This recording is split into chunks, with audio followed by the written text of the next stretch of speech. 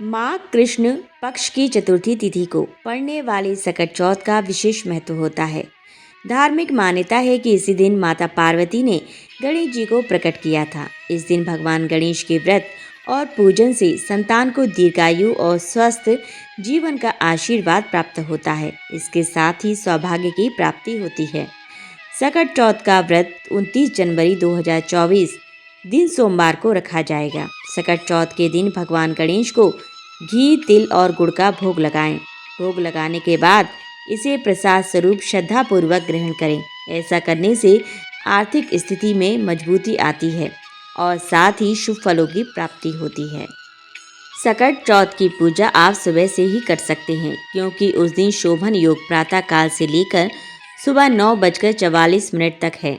सकट चौथ के दिन अभिजीत मुहूर्त 12:13 से 12:56 तक है।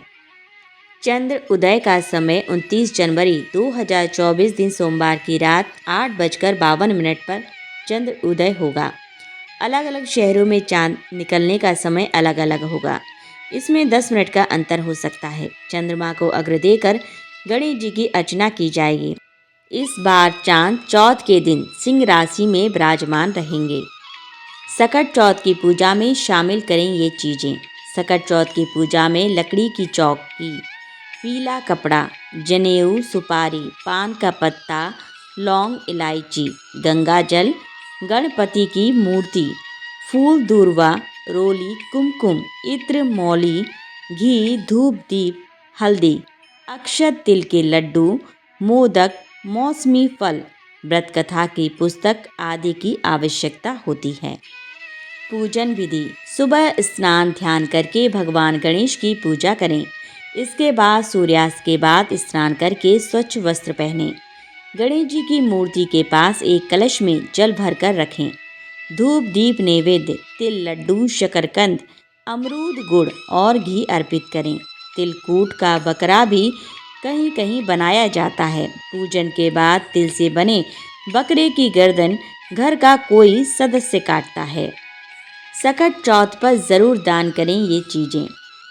आज सकट चौथ पर व्रत और पूजन के साथ दान का भी महत्व होता है। इस दिन गजक, रेवड़ी, तिल, गुड़, अन्न, कंबल, ऊनी कपड़े, सुगंधित फूल और पेड़ पौधों का दान करना शुभ होता है। ओम गम गणपतये नमः। एक शहर में देवरानी जेठानी रहती थी। जेठानी अमीर थी और देवरानी गरीब थी। देवरानी गणेश जी की भक्त थी। देवरानी का पति जंगल से लकड़ी काट कर बेचता था और अक्सर बीमार रहता था। देवरानी जेठानी के घर का सारा काम करती और बदले में जेठानी बचा हुआ खाना, पुराने कपड़े आदि उसको दे देती थी। इसी से देवरानी का परिवार चल रहा था। माघ महीने में देवरानी ने तिल चौथ का व्रत किया। 5 आने का तिल व गुड़ लाकर तिलकुटा बनाया। पूजा करके तिल चौथ की कथा कहानी सुनी और तिलकुटा छींके में रख दिया और सोचा कि चांद उगने पर पहले तिलकुटा और उसके बाद ही कुछ खाएगी। कथा सुनकर वह जेठानी के यहाँ चली गई। खाना बनाकर जेठानी के बच्चों को खाना खाने को कहा तो बच्चे बोले, माँ ने तो व्रत किया है और माँ भूखी है। जब माँ खाना खाएगी हम भी तभी खाएंगे। जेठानी को खाना खाने को कहा तो जेठानी बोली, मैं अकेले नहीं खाऊंगा। जब चांद निकलेगा तब सब खाएंगे, तभी मैं भी खाऊंगा। जेठानी ने उसे कहा कि आज तो किसी ने भी अभी तक खाना नहीं खाया तो मैं कैसे दे दूं? तुम सुबह सवेरे ही बचा हुआ खाना ले जाना। देवरानी के घर पर पति, बच्चे सब आस लगाए बैठे थे कि आज तो त्योहार है, इसीलिए कुछ पकवान आदि खाने को मिलेगा। परंतु जब बच्चों को पता चला कि आज तो रोटी भी नहीं मिलेगी तो बच्चे रोने लगे। उसके पति को भी बहुत गुस्सा आया। कहने लगा, सारा दिन काम करके भी 2 रोटी नहीं ला सकती तो काम क्यों करती हो? पति ने गुस्से में आकर पत्नी को कपड़े धोने के धोबने से मारा। धोबना हाथ से छूट गया तो पाटे से मारा। वह बेचारी गणेश जी को याद करती हुई रोते रोते पानी पीकर सो गई। उस दिन गणेश जी देवरानी के सपने में आए और कहने लगे, धोबनी मारी, पाटे मारी, सो रही है या जाग रही है? वह बोली, कुछ सो रही हूँ, कुछ जाग रही हूँ। गणेश जी बोले, भूख लगी है, कुछ खाने को दें? देवरानी बोली, क्या दूँ? मेरे घर में तो अन्न का एक दाना भी नहीं है। जेठानी बच्चा कुचा खाना दे देती थी, आज वह भी नहीं मिला। पूजा का बचा हुआ तिल कुट्टू छींके में पड़ा हुआ है, वही खा लो। तिलकुटा खाने के बाद गणेश जी बोले, धोबने मारी, पाटे मारी, निपटाई लगी है, कहाँ निपटे? वह बोली, यह पड़ा घर, जहाँ इच्छा हो वहाँ निपट लो। फिर गणेश जी बच्चे की तरह बोले, अब कहाँ पहुँचूँ? नींद में मग्न अब देवरानी को बहुत गुस्सा आया कि कब से तंग किए जा रहे हैं, सो बोली, मेरे सर पर पोंछो। और कहा, पोंछोगे? सुबह जब देवरानी उठी तो यह देखकर हैरान रह गई कि पूरा घर हीरे मोती से जगमगा रहा है। सिर पर जहाँ विनायक जी पोंछनी कर गए थे, वह हीरे के टीके व बिंदी जगमगा रहे थे। उस दिन देवरानी जेठानी के यहाँ काम करने नहीं गई। बड़ी देर तक राह देखने के बाद जेठानी ने बच्चों को देवरानी को बुलाने भेजा। जेठानी ने सोचा, कल खाना नहीं दिया, इसीलिए शायद देवरानी बुरा मान गई है।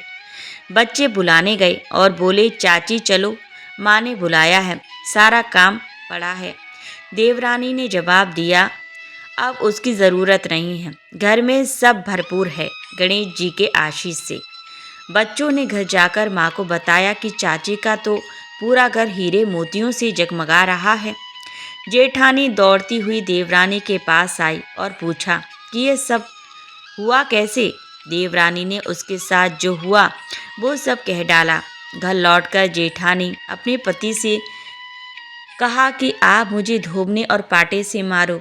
उसका पति बोला कि भाली मानस, मैंने कभी तुम पर हाथ भी नहीं उठाया, मैं तुम्हें धोबने और पाटे से कैसे मार सकता हूँ? वह नहीं मानी और जिद करने लगी। मजबूरन पति को उसे मारना पड़ा। उसने ढेर सारा घी डालकर चूरमा बनाया और छींके पे रखकर सो गई। रात को चौथ विनायक जी सपने में आए, कहने लगे, भूख लगी है, क्या खाऊं?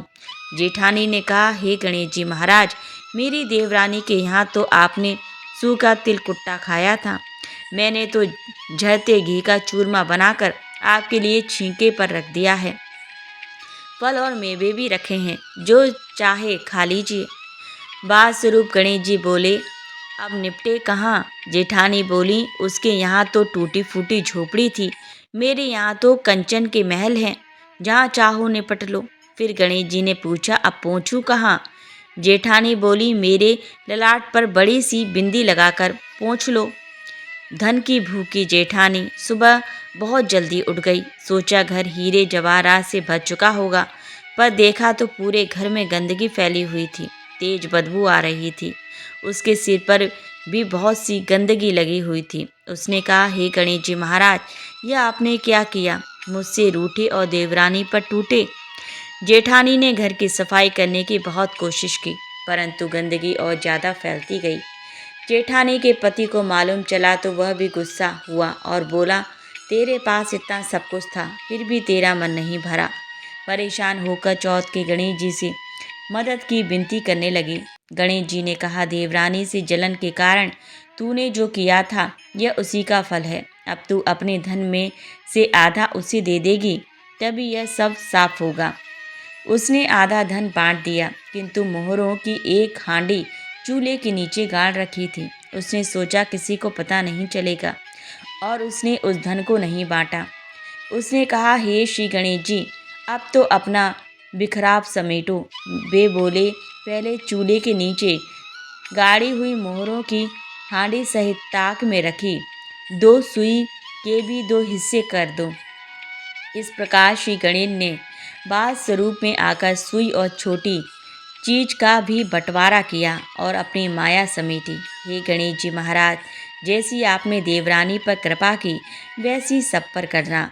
कहानी कहने वाले, सुनने वाले व हुंकार भरने वाले सब पर कृपा करना, किंतु जेठानी को जैसी सजा दी वैसे किसी को मत देना। बोलो गणेश जी महाराज की जय। चौथ माता की जय।